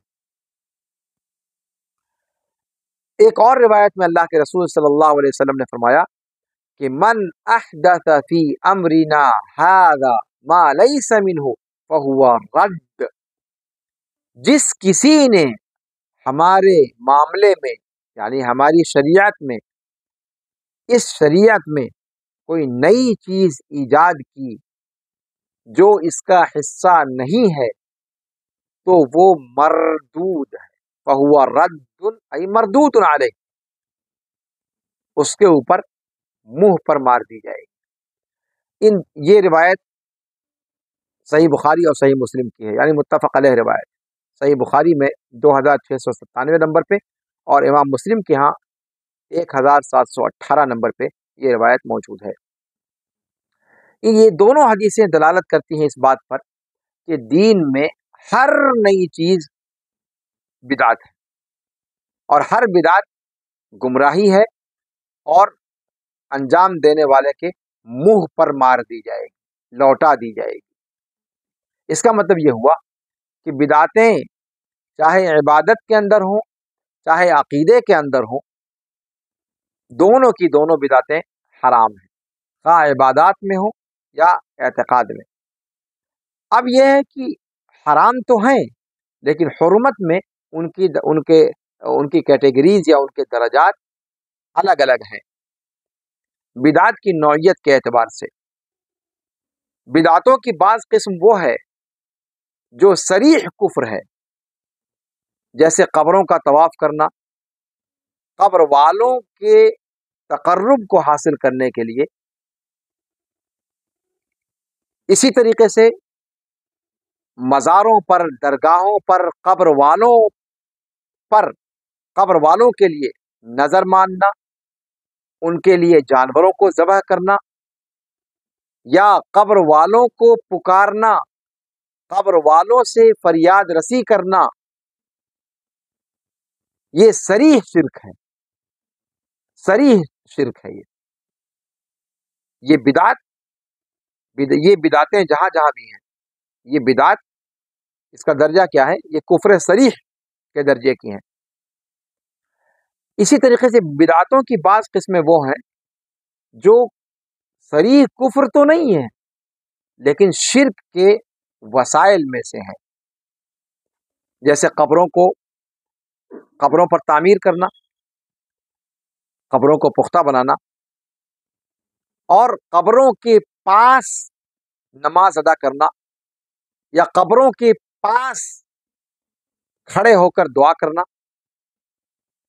یہ ساری چیزیں بدعت ہیں، اور یہ وسیلہ الی الشرک ہے، یعنی شرک تک پہنچا دینے کا ذریعہ ہے، گرچہ ابھی شرک یہ ہوا نہیں ہے، لیکن اگر انسان اگر اس پہ مصر رہا تو آگے چل کر وہ شرک تک بھی پہنچ سکتا ہے۔ بدعت کی تیسری قسم وہ ہے جو فسق کے درجے میں ہوتی ہے اور معصیت کے درجے میں ہوتی ہے، جیسے ان عیدوں کو منانا جن عیدوں کا ذکر شریعت کے اندر نہیں آیا ہے۔ جیسے ہمارے بہت سارے بھائی، آپ جانتے ہیں کہ عید الفطر اور عید الاضحیٰ صرف دو عیدیں اہل اسلام کی ہیں، جیسا کہ اللہ کے رسول صلی اللہ علیہ وسلم نے فرمایا۔ ان دو تہواروں کے علاوہ، ان دو عیدوں کے علاوہ جتنی بھی عیدیں ہیں، چاہے وہ جس نام سے بھی ہوں اور جس ہستی کے ساتھ جوڑ کر منائی جاتی ہوں، وہ سب کی سب بدعت ہیں، اور وہ بدعت فسق اور معصیت کے درجے کی ہے۔ اسی طریقے سے وہ اذکار جو من گھڑت ہوں، یا اسی طریقے سے شادی بیاہ چھوڑ کر جو لوگ زندگی گزارنا چاہتے ہیں، ان کا جو طرز عمل ہے غیر قوموں سے مشابہت کی بنیاد پر، یا سورج میں کھڑے ہو کر دھوپ میں کھڑے کھڑے روزہ پورا رکھنا، اور اس حالت میں روزہ رکھنا کہ دن بھر دھوپ میں کھڑے رہیں گے، اس قسم کی جو شکلیں ہیں، یہ ساری کی ساری شکلیں بدعت ہیں، اور یہ بدعت فسق اور معصیت کے درجے کی ہے۔ تو دیکھا آپ نے کہ بدعت کے درجات ہیں، بعض بدعتیں کفر صریح ہیں، بعض بدعتیں شرک کے وسائل ہیں، اور بعض بدعتیں فسق اور معصیت کے قبیل سے ہیں۔ اور جو چیز مشترک ہے ان ساری اقسام میں وہ یہ کہ بدعت چاہے فسق اور معصیت ہو، چاہے وہ وسائل شرک میں سے ہو، شرک کے وسائل میں سے ہو، چاہے وہ کفر صریح ہو، یہ تینوں کی تینوں بدعت حرام ہے، اور ان بدعتوں کو بدعت کرنے والوں کے منہ پر مار دیا جائے گا، یہ اوپر قبولیت کے لیے نہیں اٹھایا جائے گا۔ اب آئیے آخری اسٹیج پر ہم پہنچ چکے ہیں، تیسرے مرحلے میں اختلاف و انتشار کی مذمت کو تھوڑا سا آپ کے سامنے اجاگر کرنے کی کوشش کرتے ہیں کہ اختلاف و انتشار کتنی بری چیز ہے شریعت میں۔ شریعت نے مختلف طریقوں سے آپس میں سر پھٹول سے منع کیا ہے، آپس میں اختلاف و انتشار سے روکا ہے، اور نہ صرف اختلاف و انتشار سے روکا ہے بلکہ اختلاف اور انتشار تک پہنچانے والے اسباب سے بھی منع کیا ہے۔ قرآن و سنت کے اندر ڈھیر سارے نصوص ایسے آئے ہوئے ہیں جو اختلاف و انتشار سے روکتے ہیں اور اس کے برے انجام کو بیان کرتے ہیں، اور اس بات کو بیان کرتے ہیں کہ اس دنیا میں اللہ رب العالمین کی مدد کو بندوں سے چھیننے والی سب سے بڑی چیزوں میں سے اختلاف و انتشار ہے۔ اللہ رب العالمین کی مدد شامل حال نہیں ہوتی، اللہ کا عذاب آتا ہے، رسوائی ہوتی ہے، اور آخرت میں جو منہ کالا ہونا ہے وہ تو ہوگا ہی۔ اللہ رب العالمین نے فرمایا سورہ آل عمران آیت نمبر 105 سے 107 تک میں کہ وَلَا تَكُونُوا كَالَّذِينَ تَفَرَّقُوا وَاخْتَلَفُوا مِن بَعْدِ مَا جَاءَهُمُ الْبَيِّنَاتُ وَأُولَئِكَ لَهُمْ عَذَابٌ عَظِيمٌ يَوْمَ تَبْيَضُّ وُجُوهٌ وَتَسْوَدُّ وُجُوهٌ فَأَمَّا الَّذِينَ اسْوَدَّتْ وُجُوهُهُمْ أَكَفَرْتُمْ بَعْدَ إِيمَانِكُمْ فَذُوقُوا الْعَذَابَ بِمَا كُنْتُمْ تَكْفُرُونَ وَأَمَّا الَّذِينَ بَيَضَّتْ وُجُوهُهُمْ فَفِي رَحْمَةِ اللَّهِ هُمْ فِيهَا خَالِدُونَ۔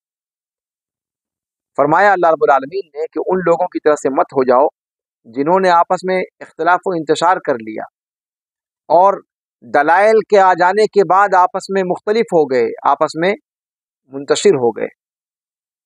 یہی وہ لوگ ہیں جن کے لیے بڑا عذاب ہے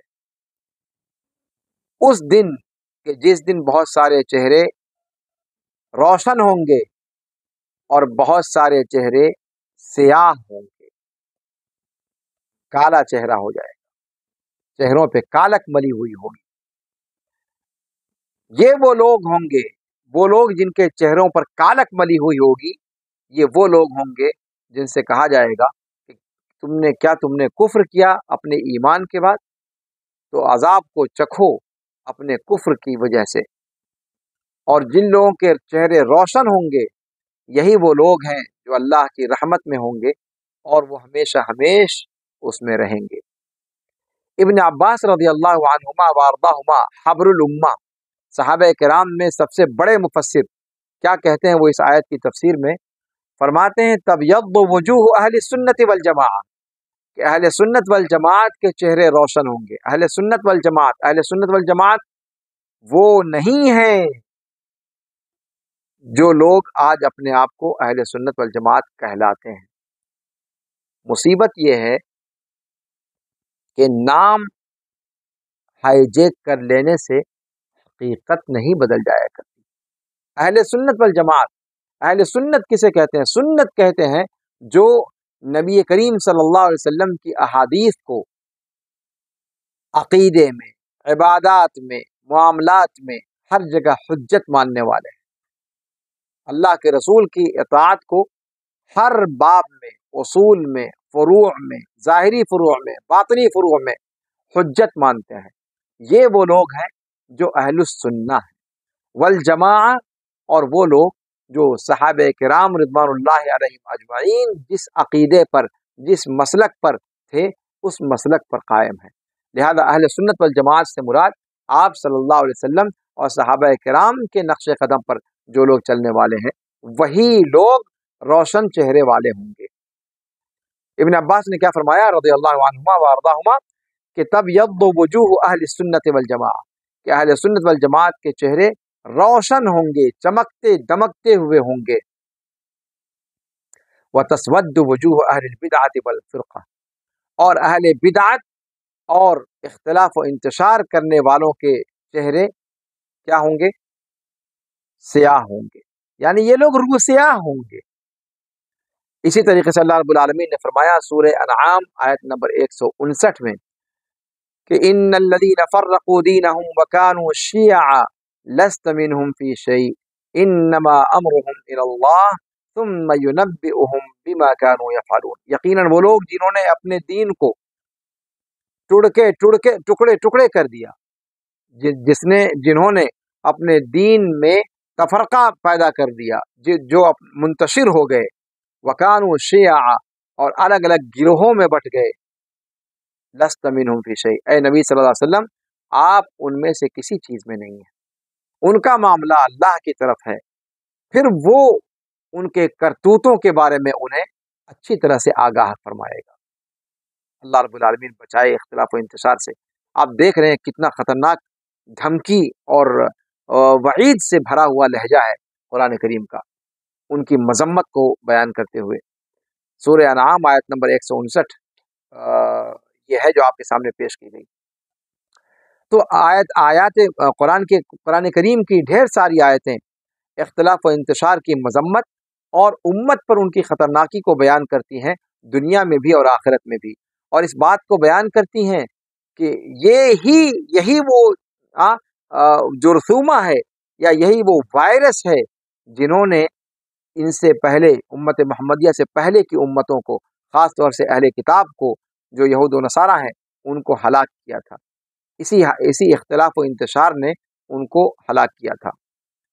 اور ہر اور لوگوں میں ہر قسم کے انحراف کا سب سے بڑا سبب اختلاف و انتشار ہے. احادیث شریفہ کی طرف اگر آپ آئیں تو آپ دیکھیں گے کہ احادیث شریفہ کے اندر بھی اختلاف و انتشار اور فرقہ بندی کی مذمت وارد ہے، اور مل جل کر رہنے اور اتحاد و اتفاق پر ابھارنے کے مضمون پر مشتمل حدیثیں اللہ کے رسول صلی اللہ علیہ وسلم سے وارد ہیں. انہی میں سے وہ روایت ہے جس کو امام احمد رحمہ اللہ اور ابو داؤد رحمہ اللہ نے معاویہ رضی اللہ عنہ وارضاہ سے روایت کرتے ہوئے فرمایا ہے کہ ایک مرتبہ وہ کھڑے ہوئے اور کہا کہ آگاہ رہو. اللہ کے رسول صلی اللہ علیہ وسلم ہم میں ایک مرتبہ کھڑے ہوئے اور کہا کہ آگاہ رہو، تم سے پہلے جو لوگ تھے اہل کتاب وہ 72 فرقوں میں بٹ گئے، اور یہ امت یعنی امت محمدیہ عنقریب 73 فرقوں میں بٹ جائے گی. ان میں سے 72 فرقے جہنم میں ہوں گے اور صرف ایک جنت میں ہوگا، اور وہی ہے جو جماعت ہے. یعنی جو جماعت ہے صرف وہی جنت میں جائیں گے، اور ان سے نکل کر فرقے جتنے باقی بنے وہ سارے کے سارے 72 جہنم میں جائیں گے. اس کی تفصیل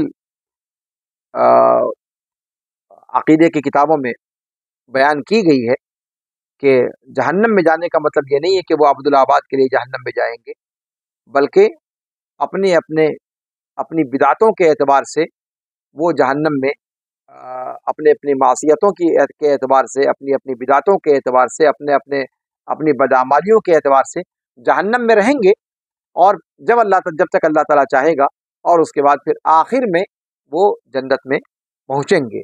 اللہ رب العالمین کلمہ گو میں سے کسی کو جہنم میں عبدالآباد کے لیے نہیں رکھے گا، ان کو نکال کر کے جنت میں اللہ رب العالمین پہنچائے گا. لیکن اول وہلہ میں، شروعات میں پہل وہ لوگ جنت میں داخل نہیں ہوں گے.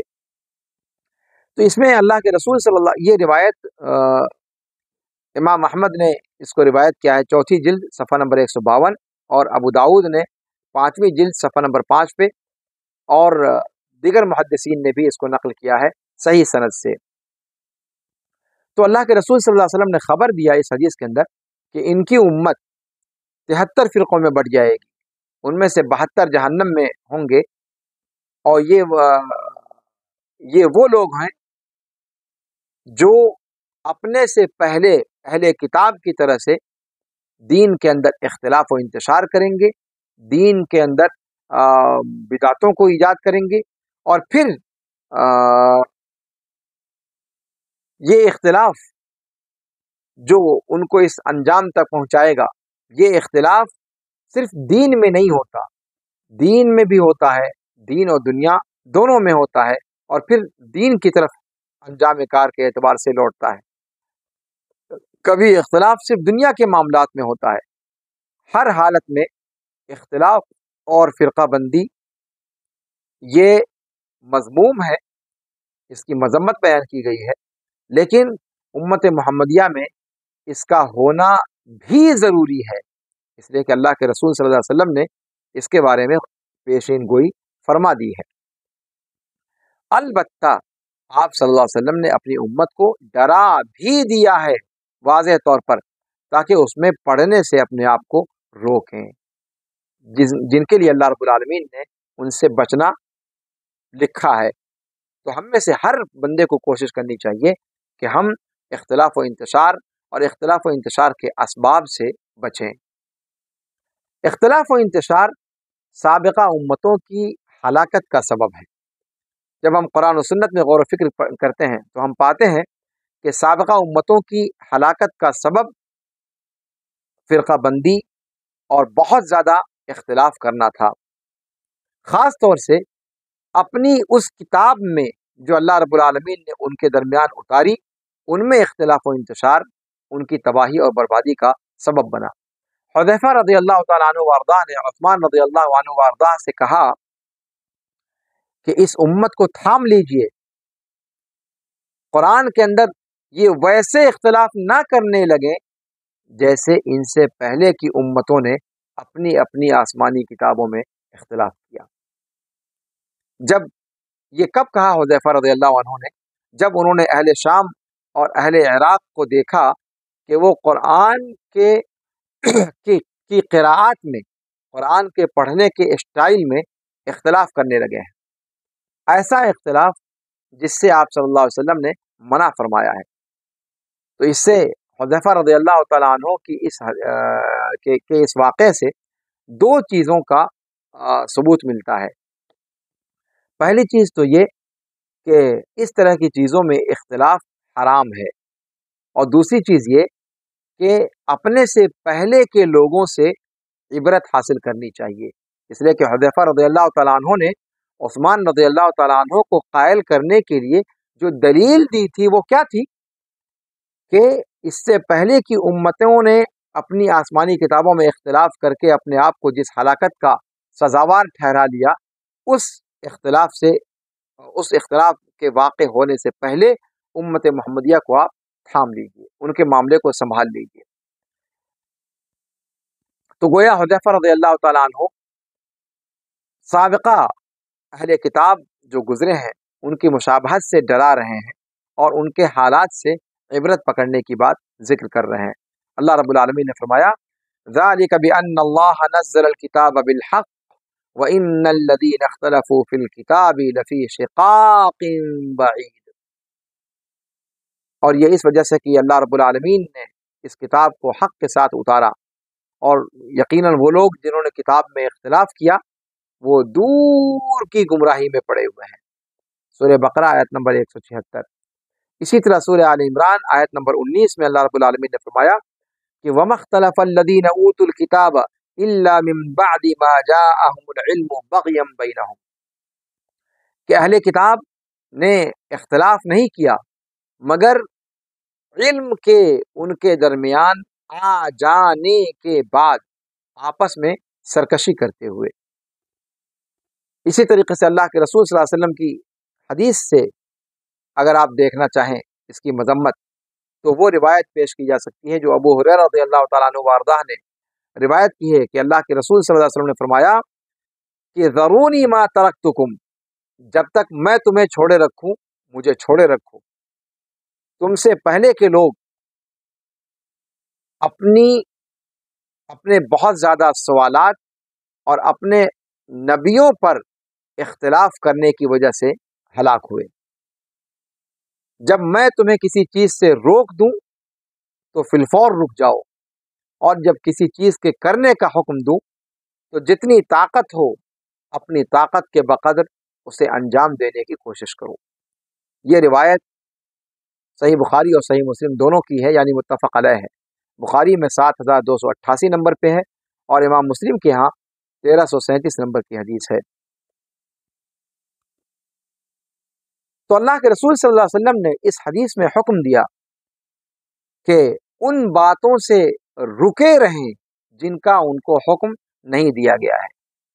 اس کا سبب یہ بیان کرتے ہوئے کہ پہلے کے لوگ ہلاک و برباد ہوئے بہت زیادہ سوال کرنے کی وجہ سے، اور اپنے رسولوں پر اختلاف کرنے کی وجہ سے، معصیتوں کا ارتکاب کر کے، یعنی ان کی مخالفت کر کے ان احکام کی جو ان کے انبیاء انہیں دیتے تھے۔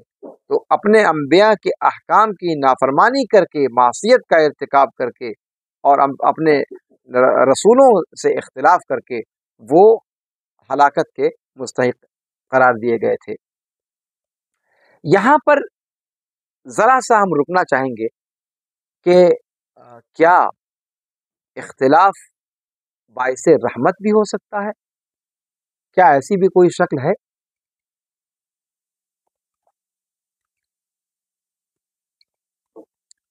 بہت سارے جنٹل مین جو اپنے آپ کو علماء کہتے ہیں، وہ بسا اوقات اس طرح کی چیزیں کہتے ہیں کہ اختلاف رحمت ہے، اختلاف رحمت ہے۔ آئیے اس مقولے کی حقیقت کو ذرا سا دیکھتے ہیں۔ بعض لوگ یہ دعویٰ کرتے ہیں کہ اختلاف رحمت ہے، ان کی دلیل ایک من گھڑت موضوع روایت ہے جس کے الفاظ ہیں اختلاف امتی رحمت، کہ میری امت کا اختلاف رحمت ہے۔ یہ قول مردود ہے کتاب و سنت کی واضح اور صریح دلیلوں کی روشنی میں، اور عقل کی بنیاد پر، یعنی نقل اور عقل دونوں ہی اس کے خلاف ہیں۔ آیات اور احادیث میں سے بہت بڑی تعداد آپ کے سامنے اس سے پہلے پیش کی گئی اس کی ممانعت اور اس کی مذمت میں، اور آیات اور احادیث میں جو اس سے پہلے ذکر کی گئی کفایہ ہے، مزید کسی دلیل کے بیان کرنے کی ضرورت نہیں ہے کہ اختلاف قابل مذمت ہے، اس کے اندر خیر کا کوئی پہلو نہیں، وہ صرف اور صرف شر محض ہے۔ بلکہ قرآن کریم کی دلالت واضح طور پر اس بات پر ملتی ہے کہ اختلاف اور رحمت یہ دونوں ایک دوسرے کا اپوزٹ ہیں، ایک دوسرے کا ضد ہیں، یہ دونوں اکٹھا ہو ہی نہیں سکتے، جیسے دن اور رات اکٹھا نہیں ہو سکتے، جیسے روشنی اور تاریکی اکٹھا نہیں ہو سکتے، ویسے ہی اختلاف اور رحمت ان میں دونوں میں آپس میں اللہ رکھے کا بیر ہے، یہ دونوں اکٹھا ہو ہی نہیں سکتے۔ اللہ رب العالمین نے فرمایا سورہ ہود آیت نمبر 118 اور 119 میں کہ وَلَا يَزَالُونَ مُخْتَلِفِينَ إِلَّا مَن رَحِمَ رَبُّكَ، تو وہ برابر آپس میں اختلاف کی لعنت میں گرفتار رہے سوائے ان بندوں کے جن پر تیرے رب نے رحم کر دیا۔ وہ برابر اختلاف میں مبتلا رہے، وَلَا يَزَالُونَ مُخْتَلِفِينَ، برابر وہ لوگ اختلاف میں پڑے رہے سوائے ان کے جن پر تیرے رب نے رحم کر دیا۔ یہاں آپ دیکھ رہے ہیں کہ اختلاف اور رحمت دونوں کو ایک دوسرے کے اپوزٹ کے طور پر اللہ رب العالمین نے ذکر کیا ہے، یعنی جو اختلاف میں پڑے وہ اللہ کی رحمت میں نہیں آئے، جو اللہ کی رحمت میں آئے وہ اختلاف میں نہیں پڑے۔ آپ دیکھ رہے ہیں کتنی صریح آیت ہے، اتنی صریح آیت کے ہوتے ہوئے کوئی کیسے تصور بھی کر سکتا ہے کہ اختلاف باعث رحمت ہے؟ حاشا و کلا، دنیا ادھر کی ادھر ہو جائے، ایسا ممکن ہی نہیں ہے کہ اختلاف باعث رحمت ہو۔ اس دعویٰ کے کرنے والوں نے جس حدیث سے استدلال کیا ہے آپ کے سامنے اس کی وضاحت کر دی گئی کہ وہ حدیث ہے ہی نہیں، وہ موضوع روایت ہے، کسی بھی حال میں اس کا مضمون نہ تو سند کے اعتبار سے، نہ تو متن کے اعتبار سے، نہ تو نقل کے اعتبار سے، نہ تو عقل کے اعتبار سے کسی طور پر درست نہیں ہے۔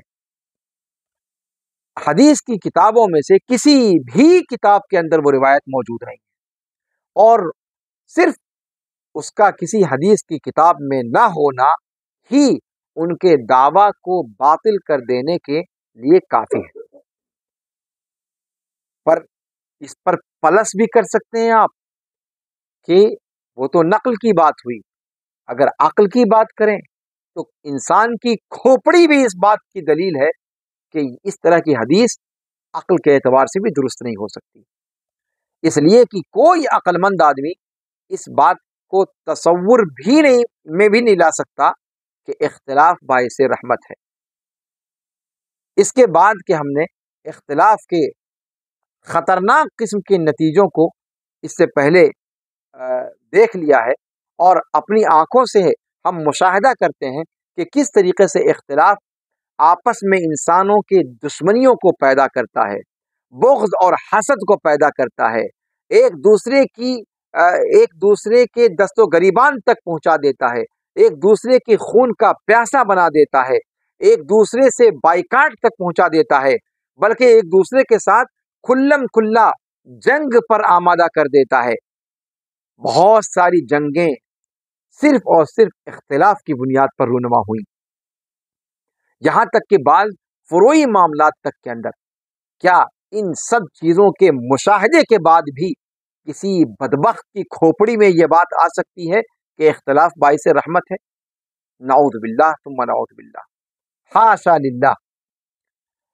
اب آئیے ہم یہ دیکھنے کی کوشش کرتے ہیں کہ اختلاف و انتشار سے بچنے کا راستہ کیا ہے۔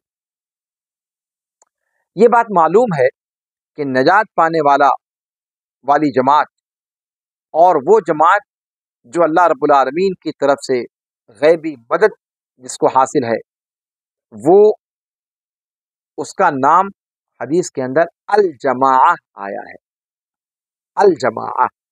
اور یہ الجماعہ یہ وہ لوگ ہیں جو نبی کریم صلی اللہ علیہ وسلم اور آپ کے صحابہ رضوان اللہ علیہم اجمعین کے منہج پر چلنے والے ہیں، اس سے سرے منہ انحراف کرنے والے نہیں ہیں، اس منہج سے نہ دائیں کو کھسکتے ہیں اور نہ بائیں کو کھسکتے ہیں، کوئی چور دروازہ اختیار کرنے کی کوشش نہیں کرتے۔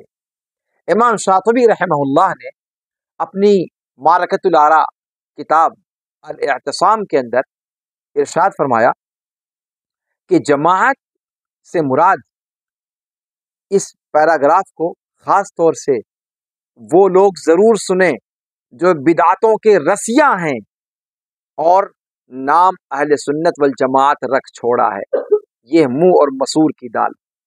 امام شاطبی رحمہ اللہ کا قول یہ لوگ خاص طور پر سماعت فرمائیں۔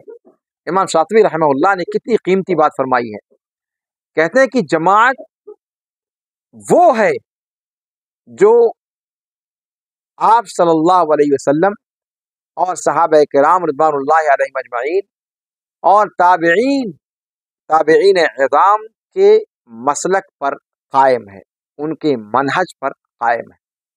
لہذا ثابت کیا ہوا کہ اگر گل و خلاصی کا کوئی راستہ ہے تو وہ اہل سنت والجماعت کے منہج کی پیروی ہے، کہنے میں بھی، کرنے میں بھی اور عقیدے میں بھی، قول میں بھی، عمل میں بھی اور اعتقاد میں بھی، اور ان کی مخالفت نہ کرنے میں ہے، اور ان سے الگ اپنی 1.5 اینٹ کی مسجد نہ بنانے میں ہے، ان سے تفرد اختیار نہ کرنے میں ہے۔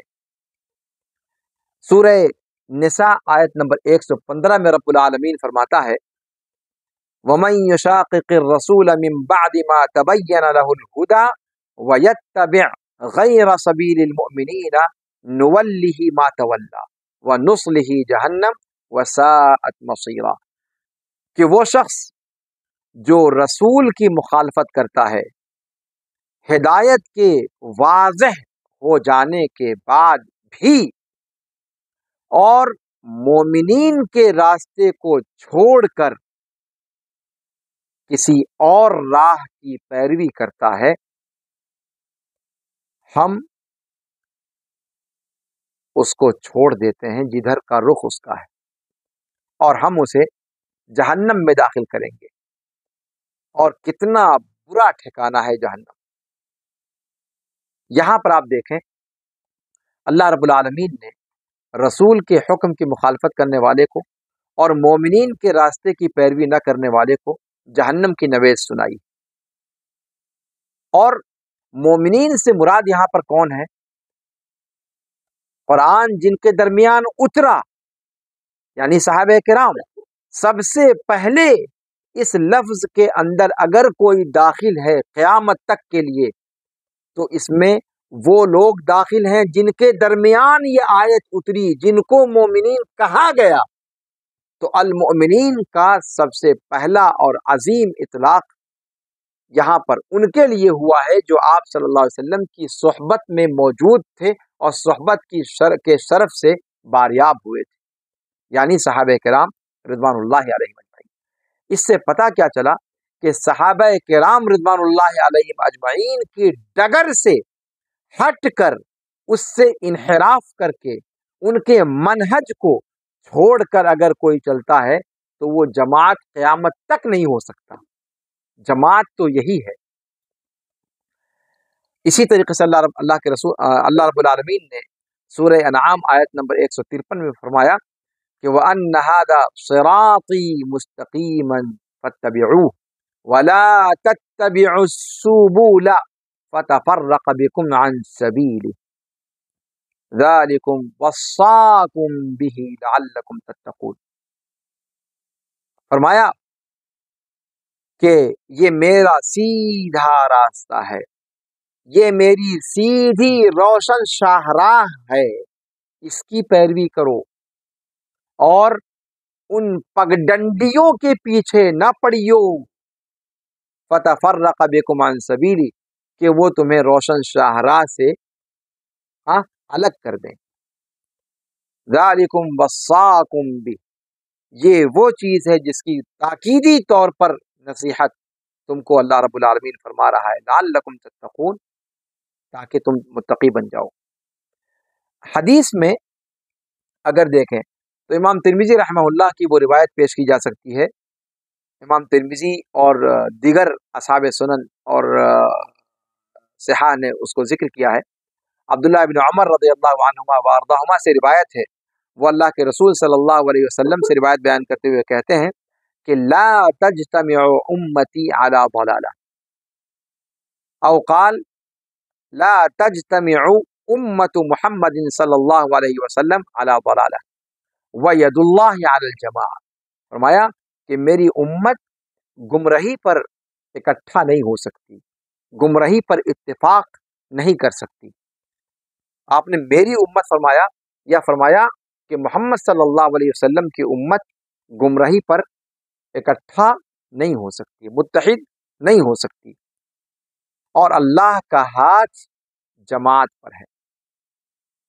یہاں بھی آپ دیکھیں کہ جماعت کا لفظ استعمال کیا گیا ہے اور جماعت سے مراد صحابہ کرام رضوان اللہ علیہم اجمعین اور تابعین اعظام ہیں. یہ روایت امام ترمذی نے جلد نمبر 4 صفحہ نمبر 466 پر ذکر کی ہے اور دیگر محدثین نے بھی اس کو نقل کیا ہے صحیح سند سے. ان تمام تفصیلات کے بعد اب آئیے ہم اپنی گفتگو کا اختتام اس بات پر کرتے ہیں کہ نجات کا راستہ اور سعادت اور نیک بختی کا عنوان اللہ کی کتاب اور اس کے رسول صلی اللہ علیہ وسلم کی سنت کو مضبوطی سے تھام لینا ہے. وہ کتاب، وہ عزیز کتاب کہ جس میں کہیں سے کوئی باطل چیز نہیں آ سکتی، نہ اس کے سامنے سے نہ اس کے پیچھے سے، اور جو حکمت والے قابل تعریف اللہ رب العالمین کی طرف سے نازل کردہ ہے. اور اسی طریقے سے وہ اس سنت مطہرہ کو لازم پکڑنے میں ہے جو اللہ کے رسول صلی اللہ علیہ وسلم سے صحیح سندوں سے ثابت ہے.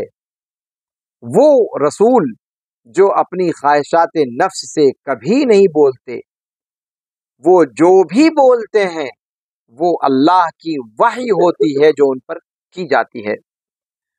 تو یہی کتاب اور سنت دو چیزیں ہیں، اکیلے یہ دو مصدر ہیں جو اسلام کے عقیدے کو ثابت کرتے ہیں اور اسلام کی شریعت کو ثابت کرتے ہیں. ہر وہ منہج جو اس راستے سے کنارہ کش ہو یا اس راستے کو بائی پاس کر کے اختیار کیا جائے، وہ منہج گھاٹا والا منہج ہے، گھاٹے میں ڈالنے والا منہج ہے. اللہ کے رسول صلی اللہ علیہ وسلم کی احادیث کو مضبوطی سے تھامنا یہی مومنین کا راستہ ہے اور یہی اللہ رب العالمین کی خوشنودی تک پہنچانے کا اکلوتا ذریعہ ہے اور یہی مضبوط قلعہ ہے جس میں کوئی سیندھ نہیں ماری جا سکتی. اور یہی وہ منہج ہے جسے اللہ رب العالمین نے اس امت کے لیے محفوظ کر رکھا ہے بدعتیوں کی بدعتوں سے اور باطل پرستوں کی خانہ ساز گڑھی ہوئی چیزوں سے اور جاہلوں کی بے جا تعویلات سے اور غلو کرنے والوں کی تحریف سے۔ یہی وہ راستہ ہے جس کے ذریعے سے امت کا حال، امت کی حالت اسلام کے آغاز میں درست ہوئی، اور کوئی کامیابی، کوئی فلاح نہیں ہے مگر اسی کی طرف آج بھی اسی کی طرف رجوع کر کے وہ کامیابی اسی کی طرف رجوع کرنے میں ہے۔ امام دار الہجرہ امام مالک ابن انس رحمہ اللہ فرماتے ہیں کہ اس امت کا آخری گروہ یا آخری ٹکڑا یا آخری جتھا درستگی پر نہیں ہو سکتا یا انہیں درست نہیں کر سکتا مگر وہی چیز جو اس کے پہلے حصے کو جس نے اس سے پہلے والے حصے کو اس کے شروع کے حصے کو درست کیا، اور شروع کے لوگوں کو جس چیز نے درست رکھا وہ کتاب و سنت پر عمل ہے۔ مسلمانوں پر اس حوالے سے جو چیز واجب ہوتی ہے وہ یہ کہ اللہ کی کتاب اور اللہ کے رسول صلی اللہ علیہ وسلم کی سنت پر عمل کو لازم پکڑیں، سلف صالحین کے منہج کے مطابق، اور ان کا منہج اختیار کرنا ضروری ہے۔ جیسا کہ آپ کے سامنے آیت کریمہ جو سورہ نساء کی آیت نمبر 115 ذکر کی گئی، اس کے اندر اللہ رب العالمین نے صراحت کے ساتھ کہا ہے وَمَن يُشَاقِقِ الرَّسُولَ مِن بَعْدِ مَا تَبَيَّنَ لَهُ الْهُدَى وَيَتَّبِعْ غَيْرَ سَبِيلِ الْمُؤْمِنِينَ نُوَلِّهِ مَا تَوَلَّى وَنُصْلِهِ جَهَنَّمَ۔ تو یہاں غیر سبیل المؤمنین کہہ کر کے صحابہ کرام رضوان اللہ علیہم اجمعین اور تابعین اعظام جو ہمارے سلف ہیں ان کے منہج کو لازم پکڑنے کی بات کہی گئی ہے۔ تو مومنین کے راستے کی پیروی، اور مومنین سے مراد صحابہ اور ان کے متبعین ہیں، وہ سارے کے سارے ائمہ جو ہدایت یافتہ ہیں اور نجات کیا کہتے ہیں ائمہ کرام جنہوں نے اچھے انداز میں تابعین کی پیروی کی، ان سارے لوگوں کی پیروی اور ان سارے لوگوں کا راستہ ہے، یہی لوگ مومنین سے مراد ہیں، اور انہی کا راستہ نجات کا راستہ ہے۔ ہم اللہ رب العالمین سے سوال کرتے ہیں کہ وہ ساری امت اسلامیہ کو اس بات کی توفیق دے کہ وہ اللہ کی اپنے رب کی کتاب کو مضبوطی کے ساتھ تھام لیں، اور اپنے نبی کی سنت کو مضبوطی کے ساتھ اپنے دانتوں سے، اپنے ہاتھوں سے مضبوطی کے ساتھ تھام لیں، اور مومنین کے راستے کی پیروی کریں۔ اللہ رب العالمین سے دعا ہے کہ اللہ رب العالمین ہمیں اس بات کی توفیق دے۔ وآخر دعوانا ان الحمد للہ رب العالمین وصلی اللہ علی نبینا محمد وعلی آلہ وصحبہ اجمعین۔ اس طریقے سے ہم آج اس آخری نسبتاً ذرا لمبے درس کے بعد اپنی اس کتاب کے اختتام تک پہنچے۔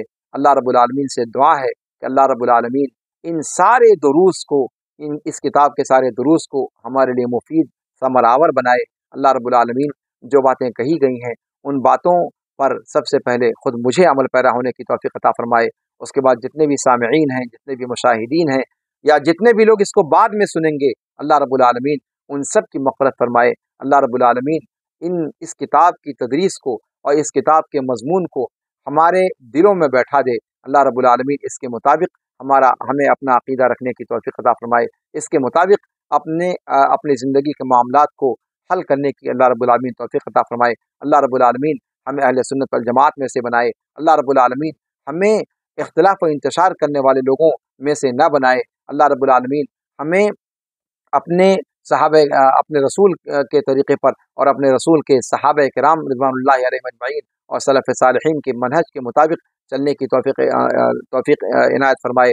اپنے قول میں، اپنے عمل میں، اپنے اعتقاد میں، اصول میں، فروع میں، ظاہری فروع میں، باطنی فروع میں، ان تمام کی تمام چیزوں میں یعنی کامل شریعت میں ہم صرف انہی کو اپنا مطمح نظر بنائیں، اور انہی کی تعلیمات کو اپنی زندگی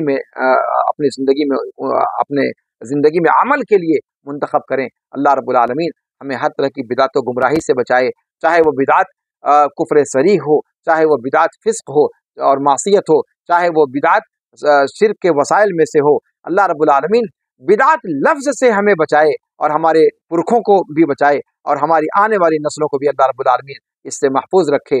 अल्लाह रब्बुल आलमीन हमें बिदअत से बचाते हुए तौहीद पर कायम रखते हुए अपने नबी सल्लल्लाहु अलैहि वसल्लम को अता किए जाने वाले हौद पर हम में से हर शख्स को आप सल्लल्लाहु अलैहि वसल्लम के हाथों से जाम कौसर नसीब फरमाए।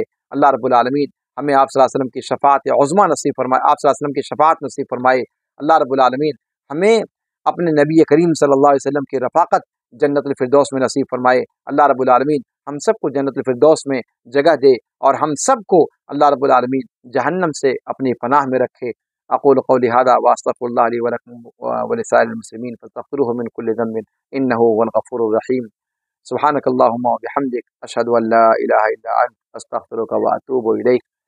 यहाँ पर रुख़सत होने से पहले फिर एक बात मैं तंबीह कर दूँ कि जिन लोगों ने इस दर्स में शमूलियत रखी है अपनी और बराबर इसमें शामिल रहे हैं या बराबर शामिल नहीं रहे, कभी कभार शामिल रहे, लेकिन उनको इस दर्स से कोई फ़ायदा पहुंचा हो और वो इस दर्स के लिए इस दर्स के बाद जो सर्टिफिकेट दिया जाएगा, अगर वो उस सर्टिफिकेट को हासिल करना चाहते हैं तो इस वीडियो के साथ भी वो हाज़िरी का लिंक शेयर किया जाएगा और ग्रुप के अंदर भी वो चीज़ मौजूद है। तो दोनों जगहों पर जो फार्म दिया गया है उस फार्म को फिलअप कर दें ताकि उनका डाटा हम तक पहुंच जाए और उसके बाद जब सर्टिफिकेट दिया जाए तो आप उससे महरूम ना हो। वस्सलामु अलैकुम वरहमतुल्लाहि ताला व बरकातुहू।